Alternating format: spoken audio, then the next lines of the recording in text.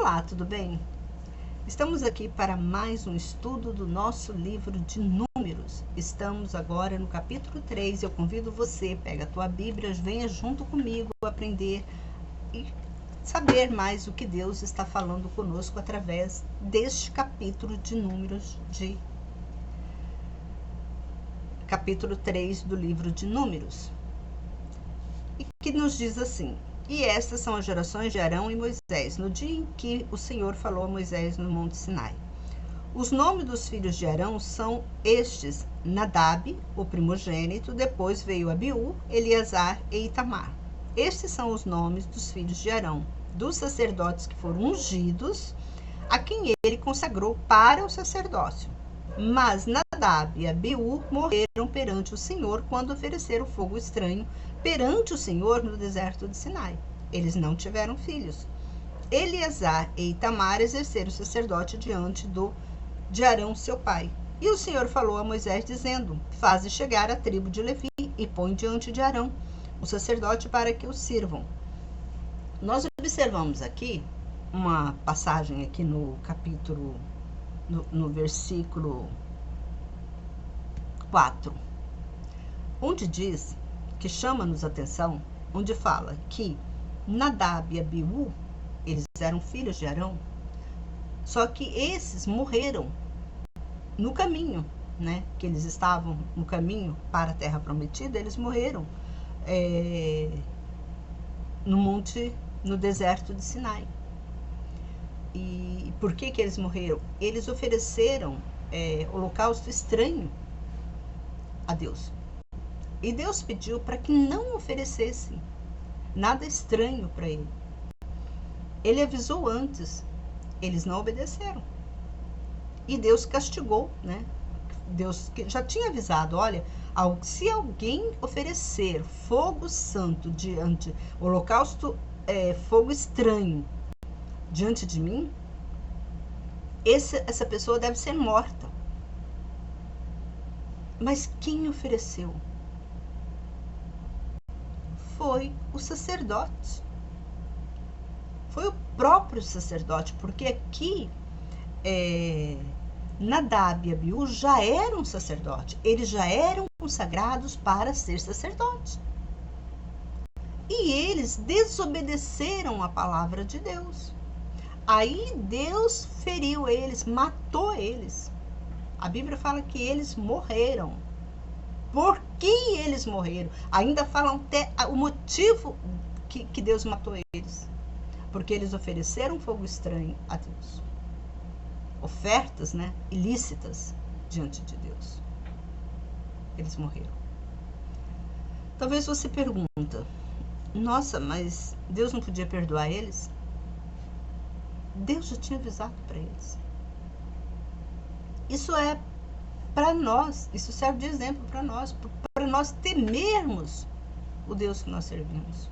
Porque tem pessoas que têm Deus como um escravo. Olha, você tem que fazer isso para mim, eu estou pedindo isso, eu quero isso, você não me deu isso. Às vezes a pessoa fica de jejum, sem comer durante um mês, vamos dizer, uma semana, que durante um mês ninguém fica sem comer durante um dia ou 2 dias, porque eu creio que é muito difícil uma pessoa ficar uma semana sem comer. Talvez fique 1 dia, 2 dias sem comer. Aí elas acham que Deus é obrigado, né, a fazer algo por elas, né? Acha que Deus é obrigado. Não, Deus está mostrando aqui como o homem é inferior a ele. Ele está mostrando para nós que nós dependemos dele, de todos os meios, né? Então, ele fez isso. E nós não podemos esquecer que tem uma outra passagem onde Deus também, por falta de obediência, Deus também, ele matou, que foi a mulher de Ló.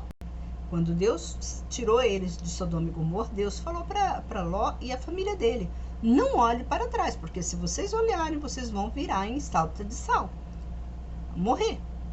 E aconteceu. E aqui, esse povo já sabiam dessa história, tá? Que aqui, esse povo de Israel aqui, eles já estavam sabendo da história que aconteceu.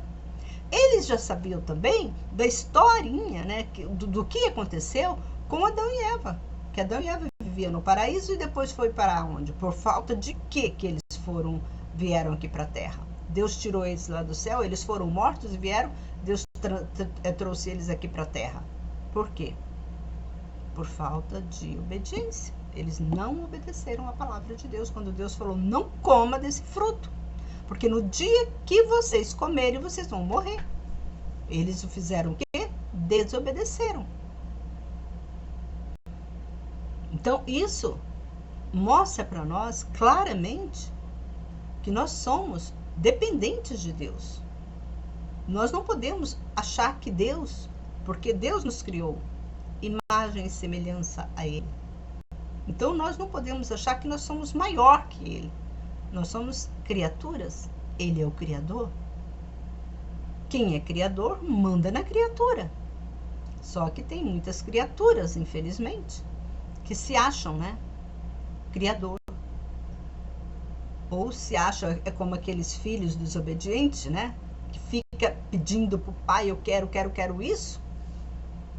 Desobedece o pai. Aqui, o pai, até que o pai perdoa.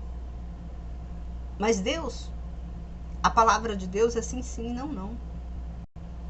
Para ele chegar a perdoar algo de nós, tem que ser algo assim, nós temos que tirar lá do fundo do nosso coração. E olhe lá, e às vezes ele não perdoa.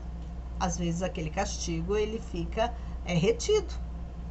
Aquele castigo que nós vamos receber, talvez ele perdoa no sentido, né, momentâneo, ele vai te perdoar.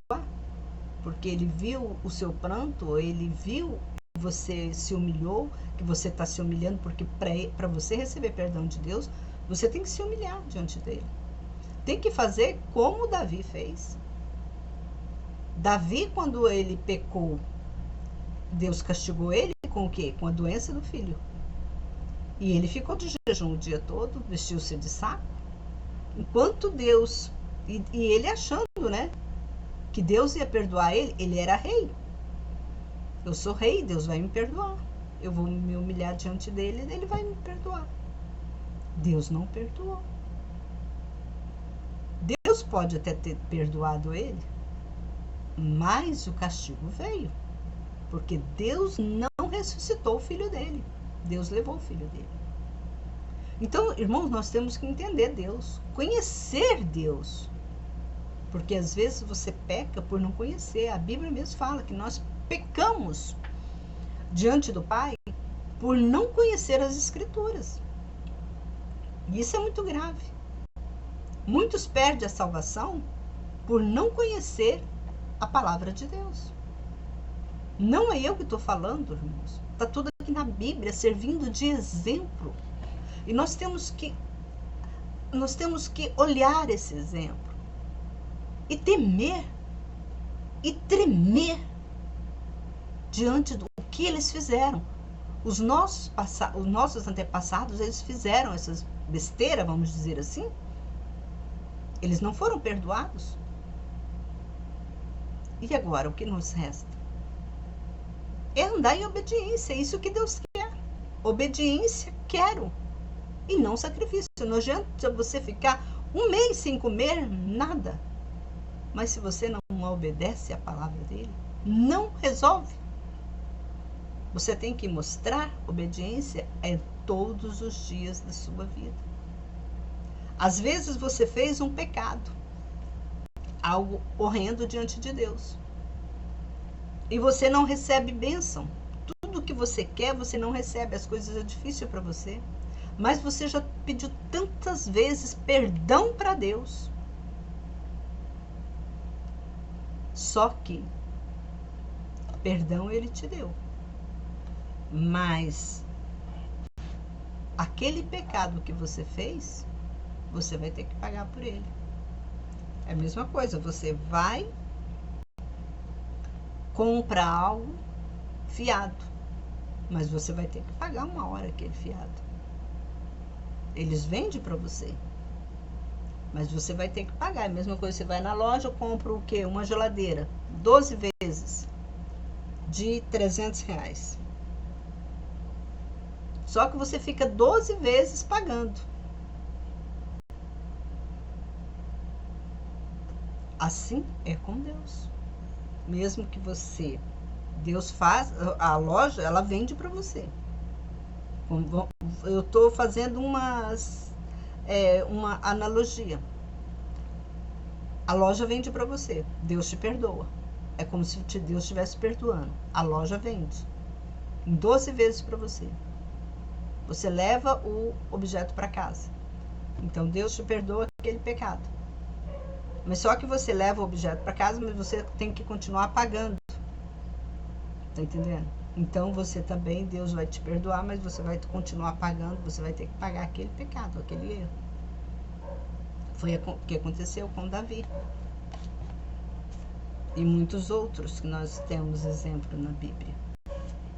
Então vamos continuar. Então, aqui esse capítulo, ele está nos levando que, olha, filhos, obedece. Se vocês não obedecer, acontece isso. Obedece a minha palavra. Então vamos continuar. E Deus mandou, né, que Arão, né, chamasse a tribo de Levi e consagrasse eles como sacerdotes, para que eles cumprissem, né, servissem no tabernáculo.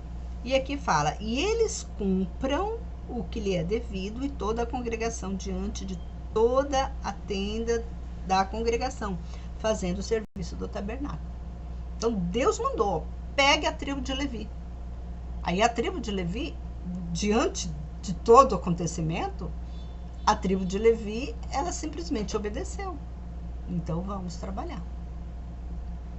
E eles cuidem de todos os objetos da tenda da congregação, zelem pelo cumprimento dos deveres dos filhos de Israel, fazendo o serviço do tabernáculo. E dá os levitas a Arão e seus filhos, e dentre os filhos de Israel, sejam dadas a ele como dádiva.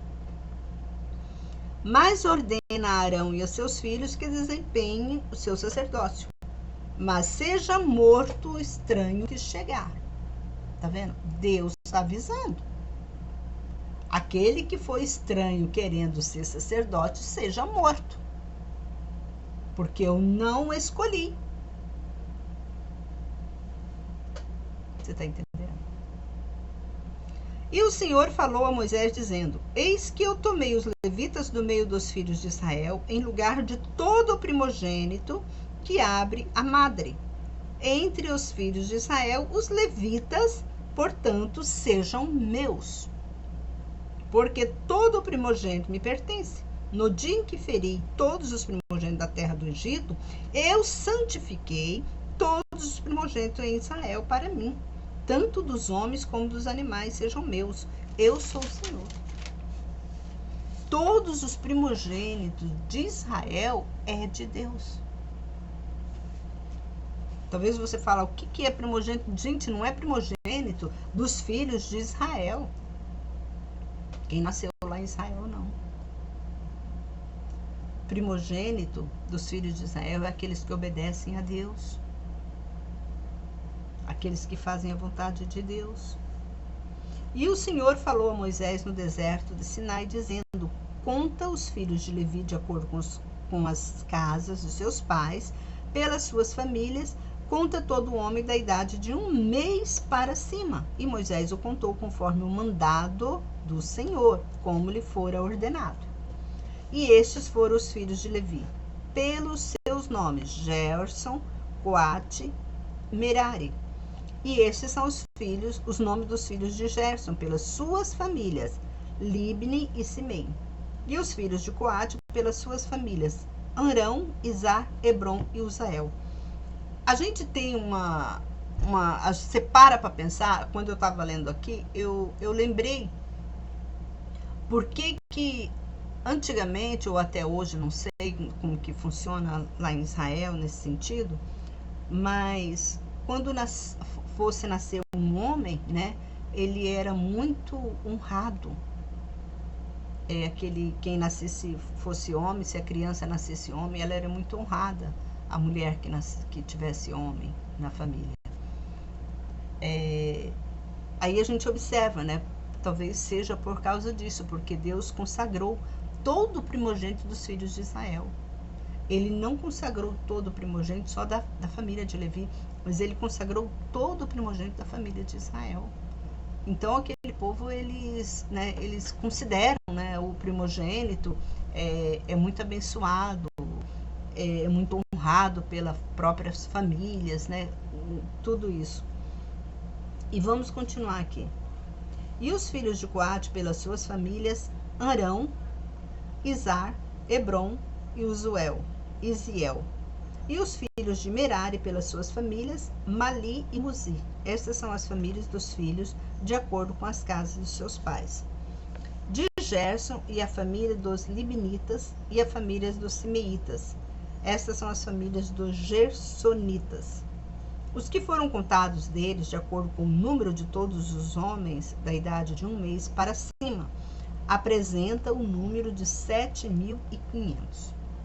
Então era muita gente mesmo. As famílias dos Gersonitas devem ter suas tendas atrás do tabernáculo do ocidente. E o príncipe da casa paterna dos Gersonitas é Eliasaf, filho de Lael. E sobre a guarda dos filhos de Gerson, na tenda da congregação, estão o tabernáculo e a tenda, e a sua coberta e a cortina da entrada da tenda da congregação, e as cortinas do átrio e o reposteiro da porta do átrio que está junto ao tabernáculo e junto ao altar, em redor, como também as suas cordas para todo o seu serviço. De Coate era a família dos Andamitas, a família dos Izaritas, e a família dos Hebronitas, e a família dos Uzuelitas. Estas são as famílias dos Coatitas. De acordo com o número de todos os homens da idade de 1 mês para cima, os que tinham o santuário a seu cargo eram 8.600.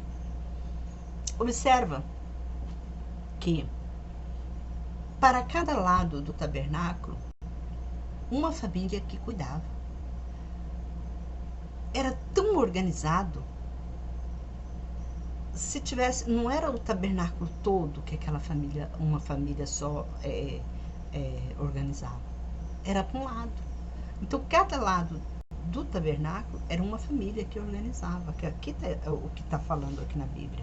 E olha só, as famílias dos filhos de Coate devem ter suas tendas ao lado do sul.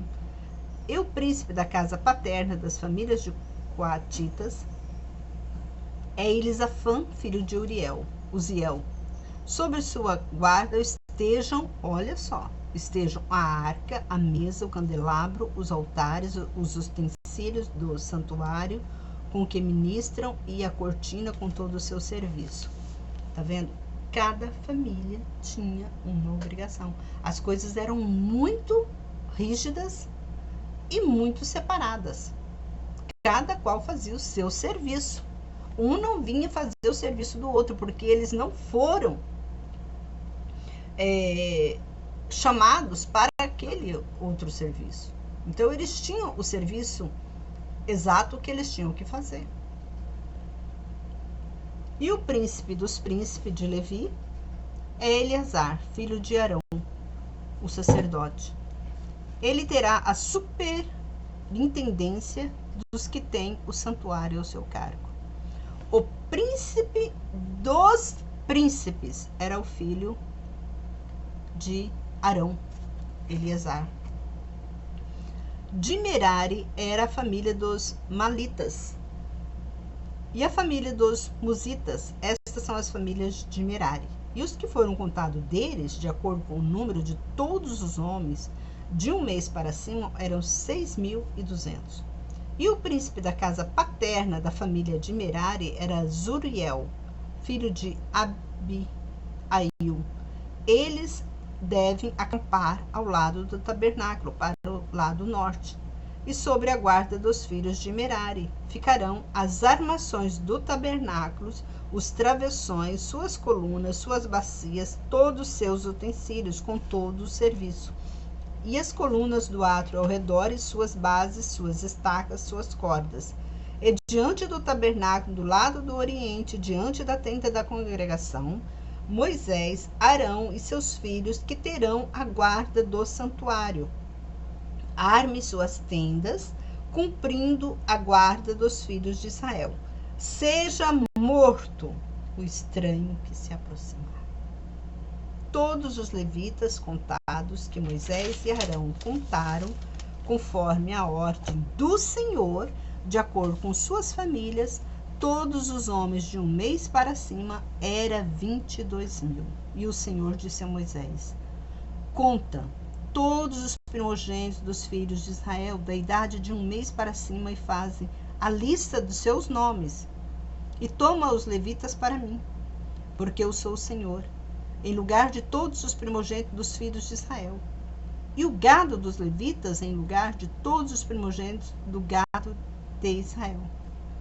E Moisés contou todos os primogênitos dentre os filhos de Israel, como o Senhor lhe tinha ordenado.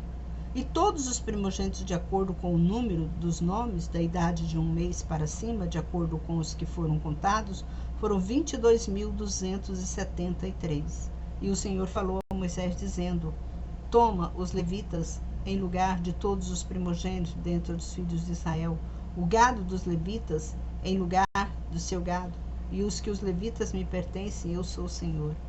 E pelos resgate dos 273 primogênitos dos filhos de Israel, que excedam o número dos levitas. Toma 5 siclos por cabeça, de acordo com o ciclo do santuário, 20 geiras por ciclo, e dá a Arão e a seus filhos o dinheiro dos resgates dos que excedem o número destes dentre eles. E Moisés tomou o dinheiro do resgate dos que excederam o número dos que foram resgatados pelos levitas. Ele tomou o dinheiro dos primogênitos dos filhos de Israel, 1.365 ciclos, de acordo com o ciclo do santuário. E Moisés deu o dinheiro dos resgates a Arão e a seus filhos, de acordo com o que o Senhor ordenara a Moisés. A gente observa aqui que o quanto Moisés, ele obedecia a Deus. Quando você para pensar, quem foi Moisés? Moisés, ele foi um homem criado junto com os egípcios. Ele não foi criado junto com a linhagem de Israel, do povo israelita. Todos os costumes, todas as adorações de deuses estranhos, Moisés foi ensinado a adorar e encurvar diante desse Deus dele, daquele povo egípcio. Mas ele tinha um chamado por Deus. Desde quando ele foi, colocado naquele, a mãe dele tirou ele, salvou ele, colocou ele naquele cestinho. Deus cuidou dele, protegeu ele. E diante de onde ele viveu, ele não desviou do caminho de Deus. Tanto que ele se revoltava contra a injustiça. Ele era um homem muito temente a Deus, mesmo sendo criado pela filha de Faraó, mesmo sendo criado num mundo totalmente diferente do dele, porque lá eles criaram ele com todo luxo, porque ele foi criado no palácio, ele foi sendo filho da filha de Faraó. Faraó naquela época era um príncipe, era um rei, era o bambambam, como nós dizemos, né? E Moisés, ele teve aquele espírito, o espírito de Deus estava nele. Aquilo não encheu os olhos dele. Tanto que ele não, quando ele fugiu de lá, de Faraó, quando ele fugiu, que ele encontrou, né, foi para a terra estranha, aos parentes da família, né, que ele nem sabia que era família, depois que ele ficou sabendo. Irmãos, a gente observa como as pessoas às vezes falam, eu vejo pessoas falando, se eu não estiver na igreja todos os dias, eu me desvio. É porque essas pessoas não nasceram de Deus. Essas pessoas não nasceram, não servem a Deus com temor e tremor. Essas pessoas não têm amor por Cristo.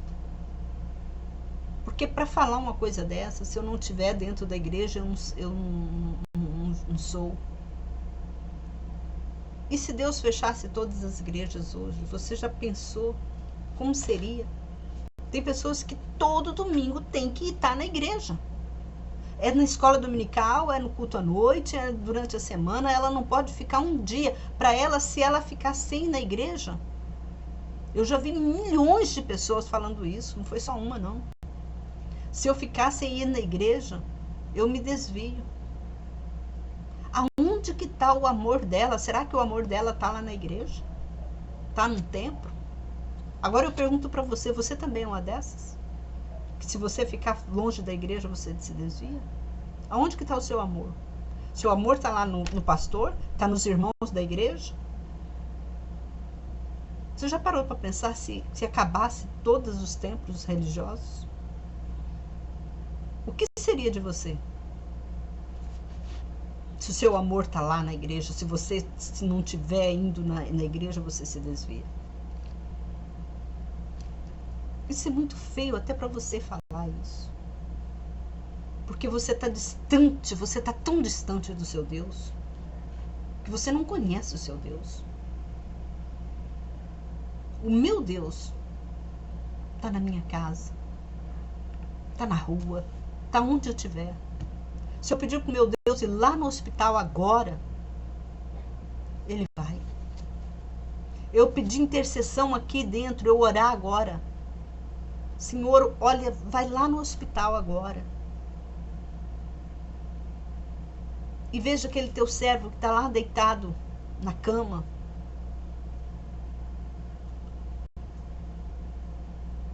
Não fala.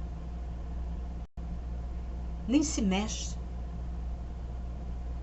A doença está apodrecendo o corpo dele. Vai lá, Pai, restaura aquela vida. O meu Deus é Deus disso. É esse Deus que eu acredito. É esse Deus que é tremendo, que ouve a minha oração. Eu não preciso estar num templo. Eu não preciso viver 24 horas dentro de uma igreja para temer, para tremer diante de Deus. Agora eu pergunto para você, você que fala, que tem coragem, tem gente que vive dentro da igreja e da casa dela é um inferno. Que temor que você tem para com o seu Deus?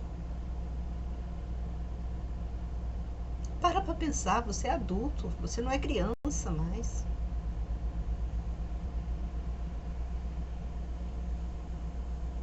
Irmãos, eu tenho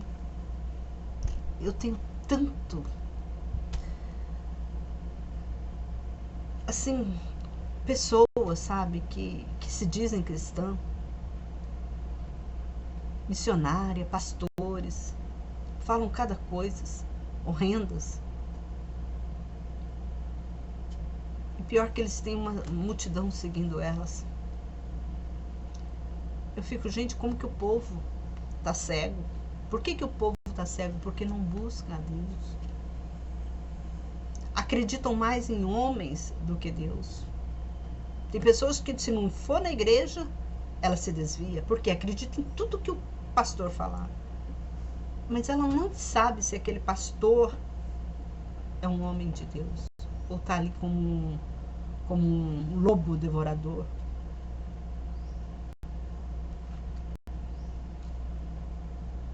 Cuidado. Cuidado. Deus está abrindo seus olhos hoje. Você tem que conhecer o seu Deus. Termino aqui este capítulo de Números, do livro de Números, capítulo 3. Eu tenho muitos vídeos gravados.